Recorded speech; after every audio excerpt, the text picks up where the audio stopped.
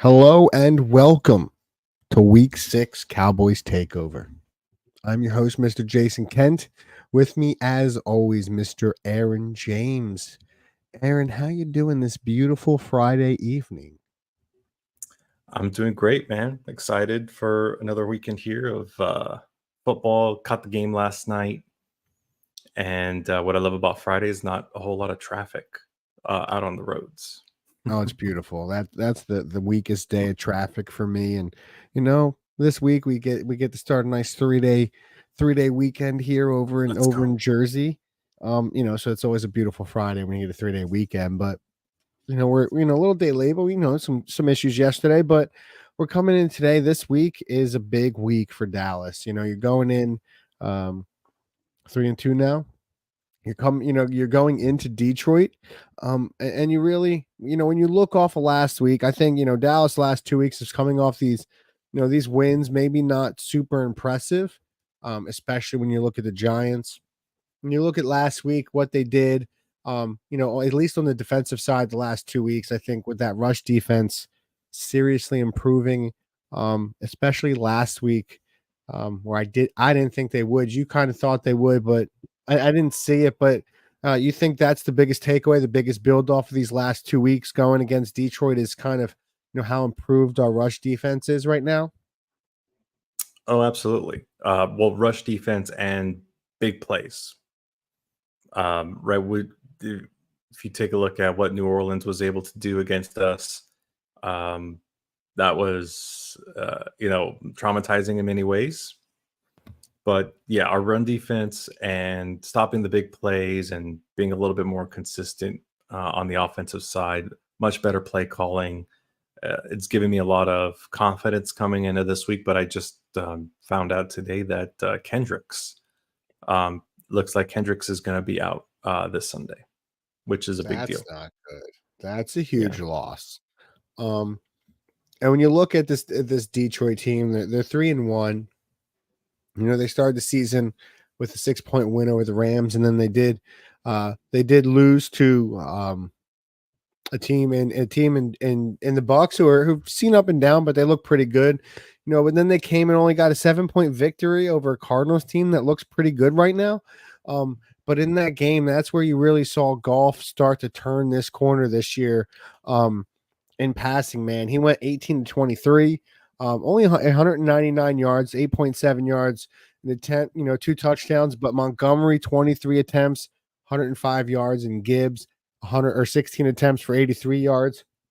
So they're a team that, you see they can do everything. And you have Montgomery and Gibbs that do really well, and then going back to last week or their last game, Goff, we did discuss it last week where Goff was 18 of 18 for 292.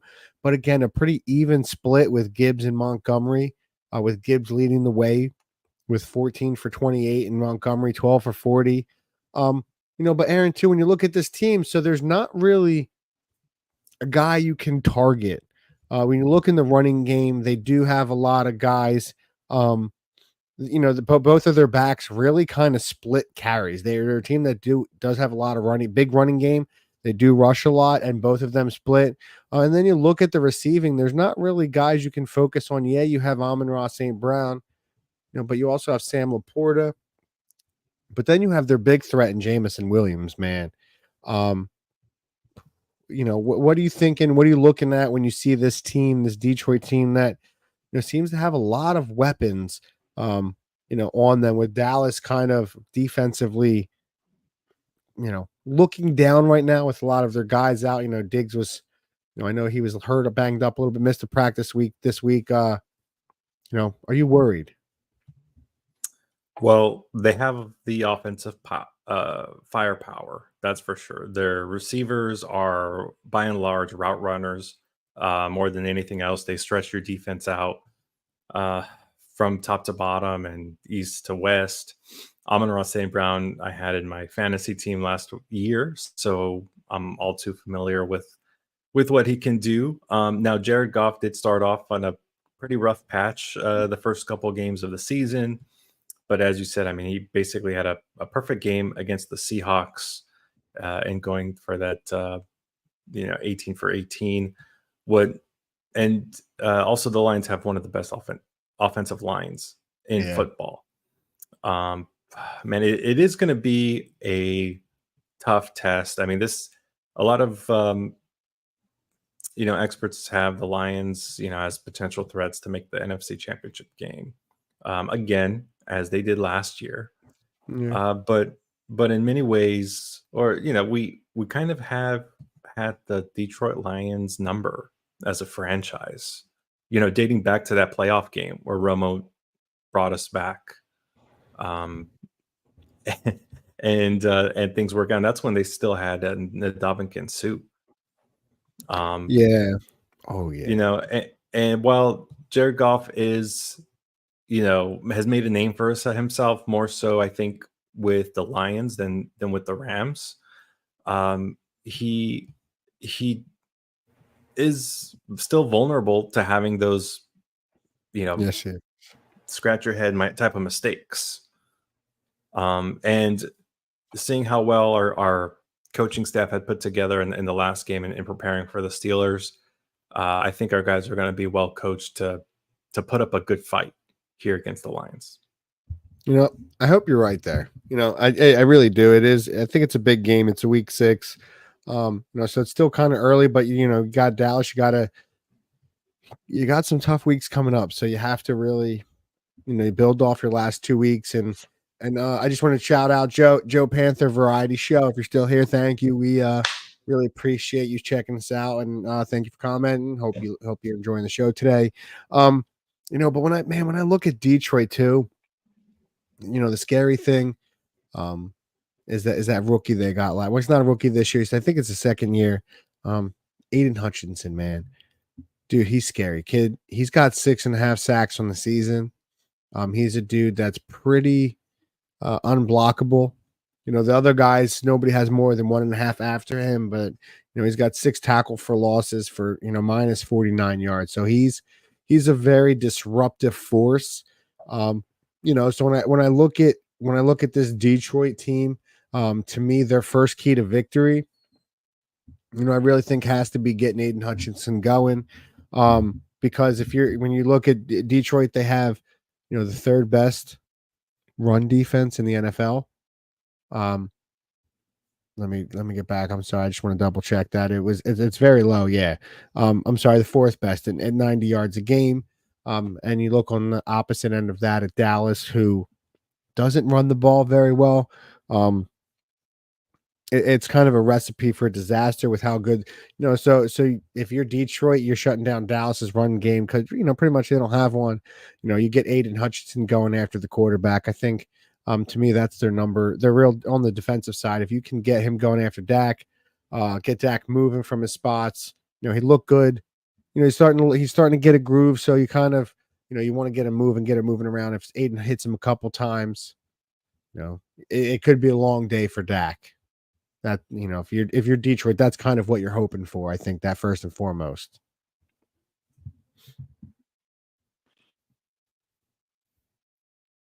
Yeah, can you hear me all right? Yeah, Having I got you all right. now. Yeah. So when it comes to Aiden Hutchinson, no doubt about it, he's one of the premier pass rushers. But at this point in the season, we've come across Myles Garrett, we've come across a Brian Burns, a big Dex. You cut out, bud. So with the TJ Watt, Myles Garrett, Brian Burns, you add 8 into the list of challenges, but outside of that fumble that you back on for last week, we've held our own. So that's, again, giving me the confidence as a fan that we're going to be well prepared to manage that. Dak's going to be able to, be smart with the football, with his decision making, and keep Aiden from interrupting the game. I agree. Yeah, no, that's if you're on Dallas, that's what you have to look at. Man, he's just good. He's one of those. He came in last year just really, really tearing it up, and he's looking to do the same this year. So you hope, you hope Dallas can, have an answer for him. But you can really focus on him too. He's a guy, they don't have somebody else across from him, so you can really kind of double team him. But he's really good. And when you look at the offensive side for Detroit, I do think you have to think, you got to look at Dallas. Like we said, the last 2 weeks, their rush defense has been, outstanding, much better than you expected, especially after the first few weeks of the season. But if you're Detroit, you got to feel pretty confident because you got a two-headed monster back there. It's not going to be one guy getting everything. You know, it starts with that little run game, and if you can get that run game going, now you can get Goff hitting that short stuff. Like you said, Amon-Ra is a very shifty receiver. He is a possession receiver. Laporta, kind of the same thing at tight end, but he's still very good. But the one thing that worries me when I look at this Detroit team is Dallas is aggressive in the secondary, and you got a guy like Williamson who can really take the top off. Like you mentioned earlier, all of these guys, Amon-Ra St. Brown's only 9 yards a catch. Laporte is a little more at 12. Montgomery averages 10 yards a catch, and even when you're looking down, 27 catches for St. Brown. Laporte has got 12. Montgomery's got 9. Gibbs has 11. Gibbs averages 9 yards a catch. But Jameson Williams, man, that kid averages on 13 catches. He's got 289 yards, averaging 22 yards a catch. So he's a guy that can take the top off. So I think, if you look at the offensive side, your real keys for Detroit is get that run game going with those two-headed monsters. Both of them are averaging over 4 yards carry. Gibbs is at 5.3. Montgomery is at 4.3. And they stay fresh. They're averaging 71 and 67 yards a game. So, I think it's getting those two goings. Get that way you can work on that play action. And man, if you're Dallas, if you're Detroit, you're thinking, man, I got. If you can get Diggs on Williams one time, man, I can get a double move. Williams is going to beat him. So I think on that side, you're kind of looking to get that run game started. And kind of show Dallas the last 2 weeks was a fluke. Mm-hmm. Yeah, I mean, it's going to be interesting to see how we're going to play Diggs. There is a chance that Bland will get some snaps. He's going to be a game time decision. I think that will be, that would make a big difference in defending the pass, depending on,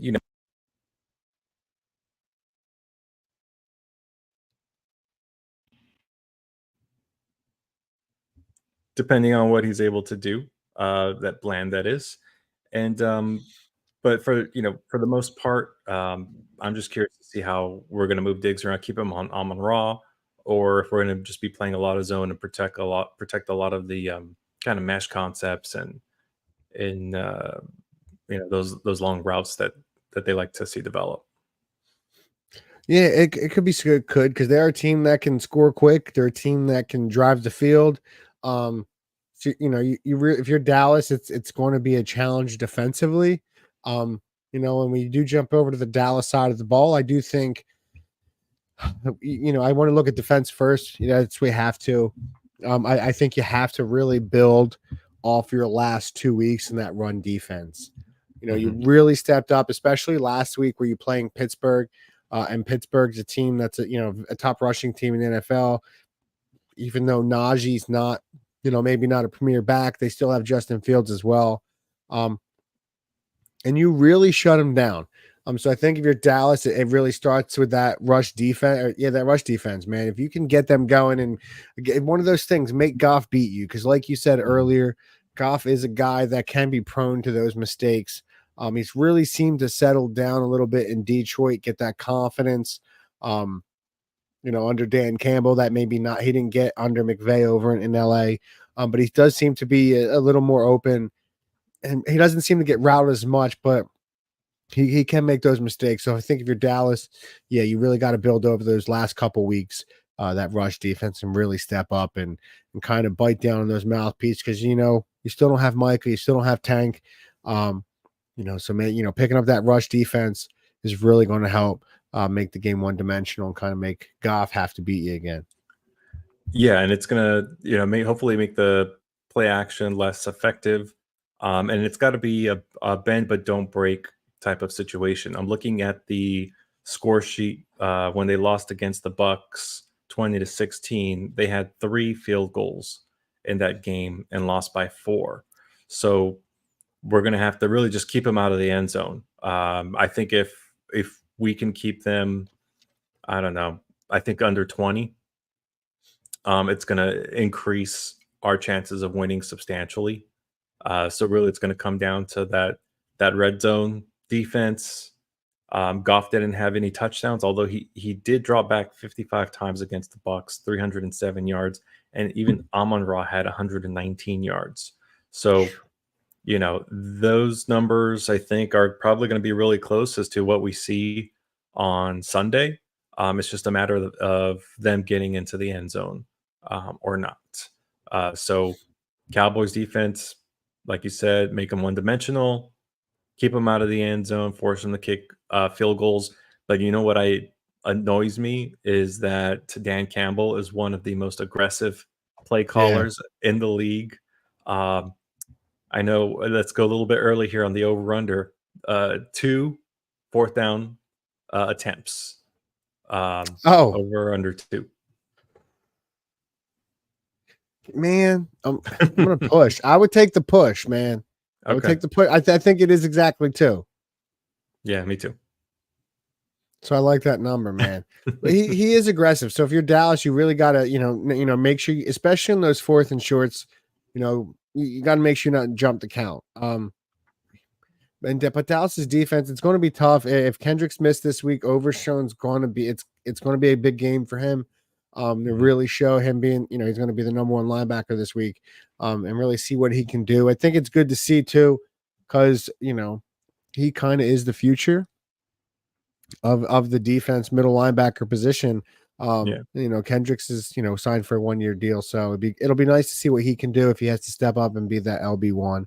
But when I go to the offensive side, really when I look at the keys for Dallas, man, I think we've said it a lot this year, and I think it's going to be huge to build off of last week's victory in terms of run game.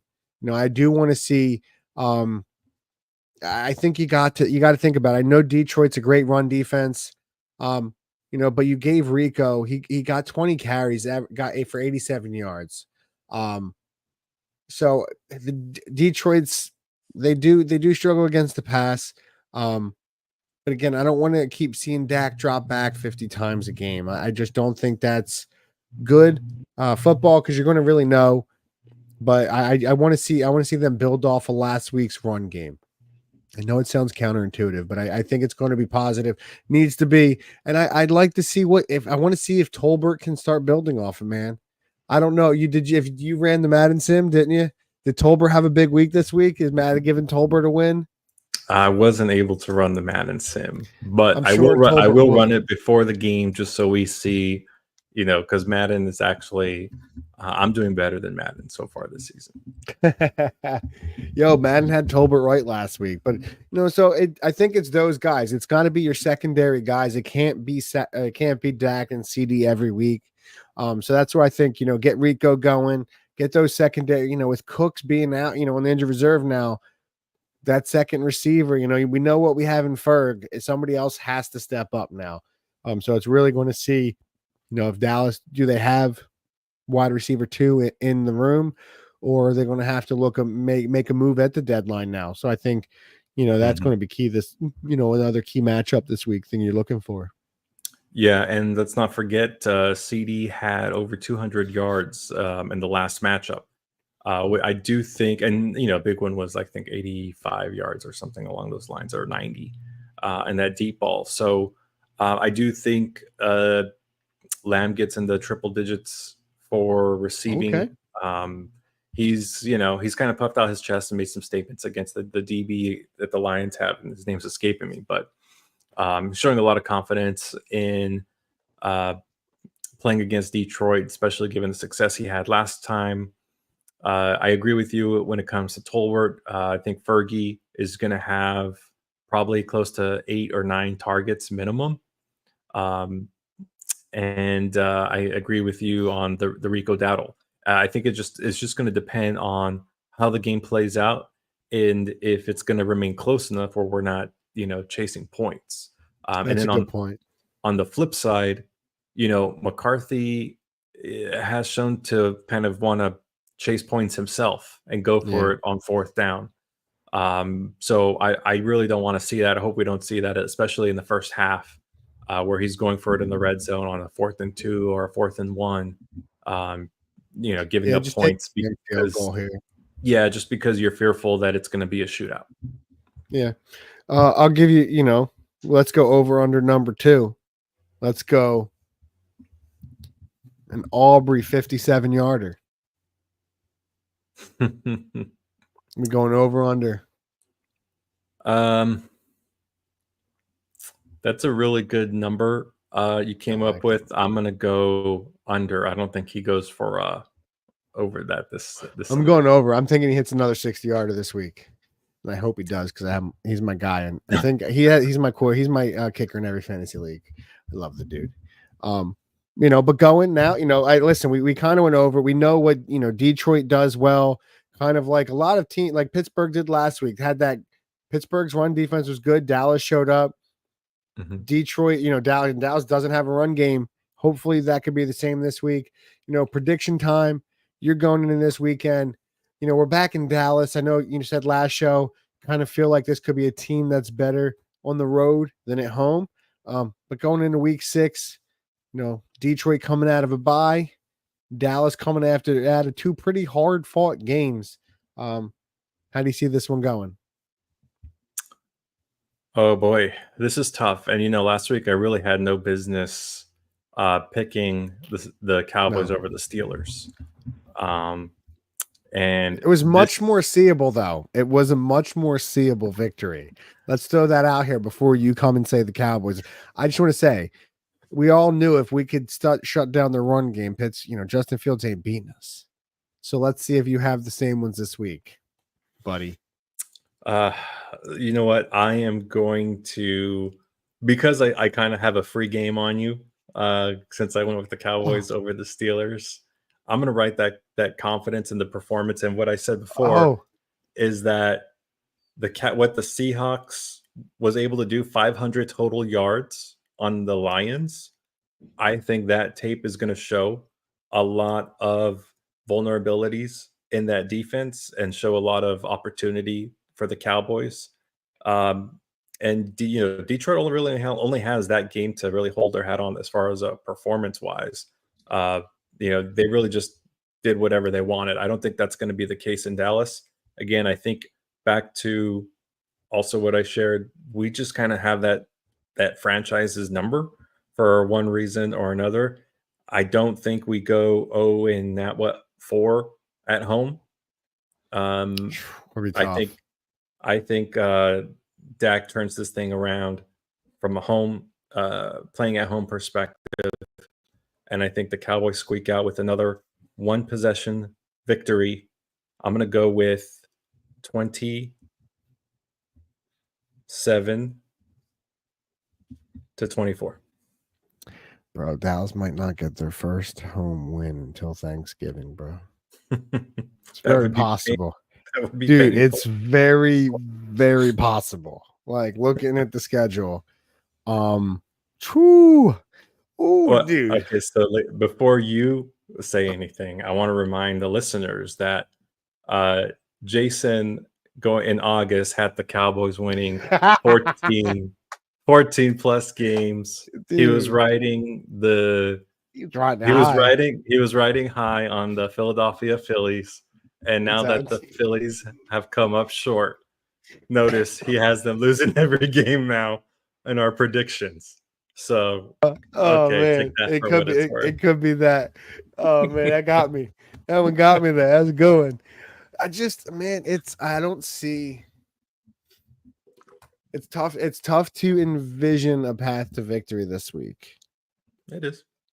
Just because they have 2 very good running backs that can run the ball, that can catch, outside of really, St. Brown, who gets, a good majority of the targets.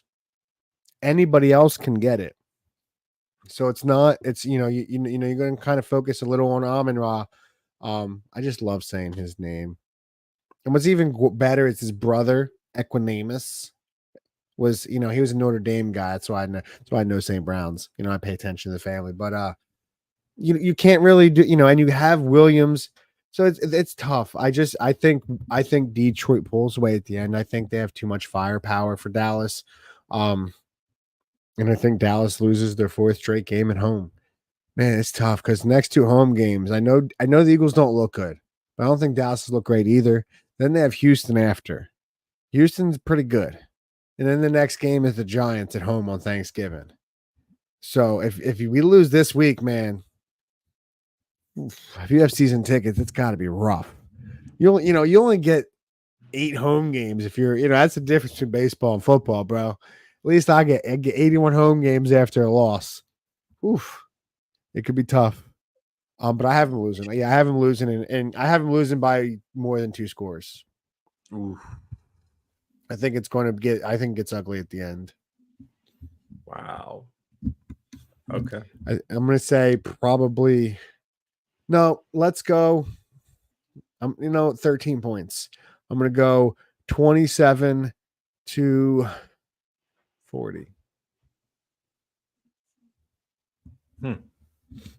Okay. Detroit's a fast team, and Dallas is a fast stadium.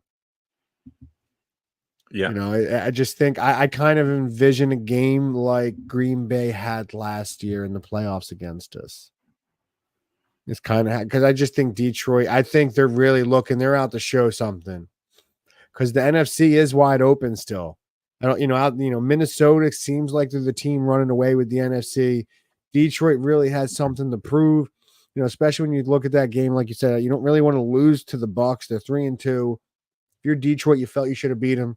I think they come out this week and really Campbell has them ready to go.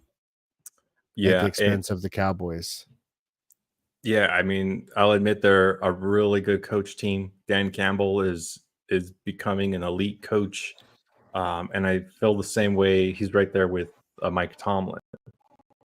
But even even with that caliber coach, we saw with Tomlin, we can still be effective and come out with a victory. We shot ourselves in the foot against the Steelers, still came out on top. We're not going to be able to do that with the team like the Lions. And in the last game, Jordan Lewis had 2 interceptions.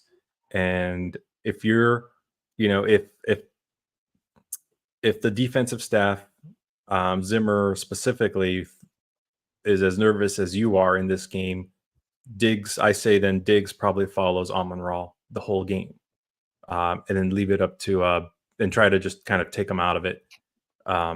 So we'll kind of see. I think that'll tell me the first half, whatever Diggs does, kind of how nervous or they are about this game and trying to keep it under control based on how they play Diggs.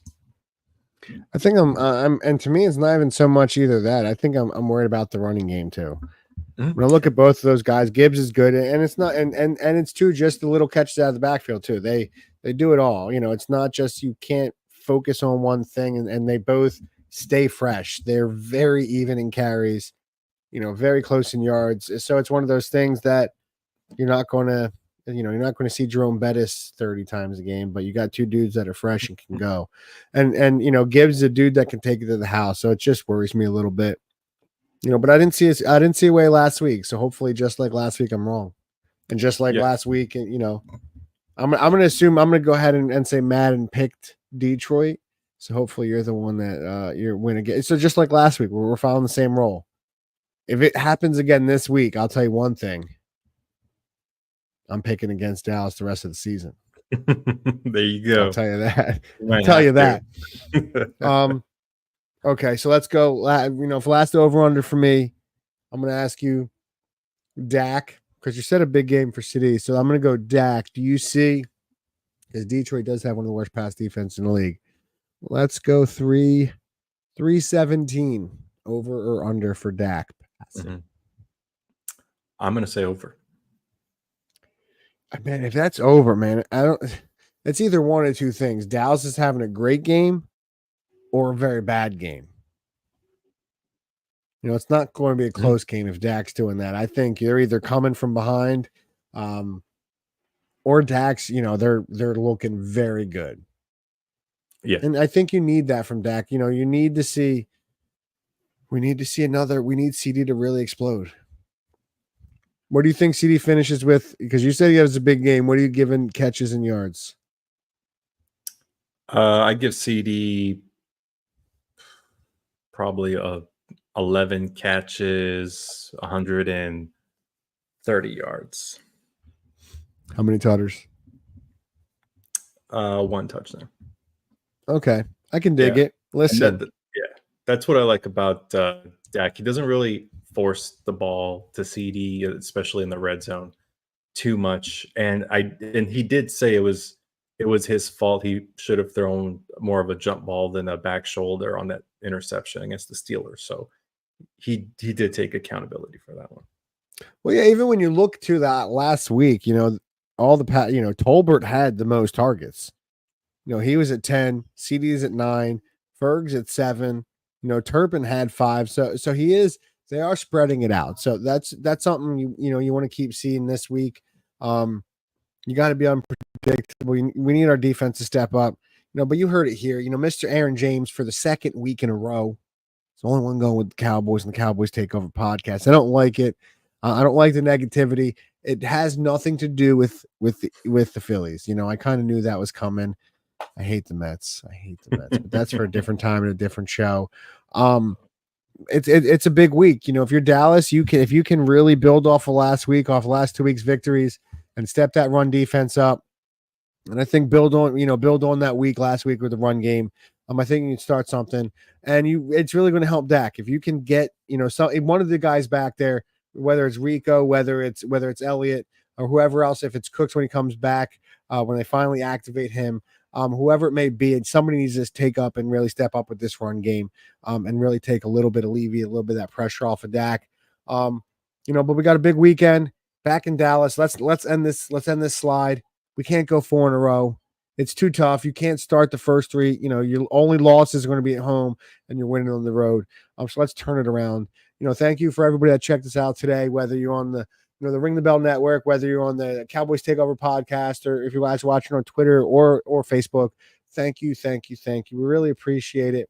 Mr. Aaron James and myself, just enjoy talking football. I know we watch every week. We're just, we'd be talking. We'd be upset about the Cowboys, and I'm sure there'll be some good messages going back and forth this weekend watching the game. So, for Mr. Aaron James, I'm Jason Kent.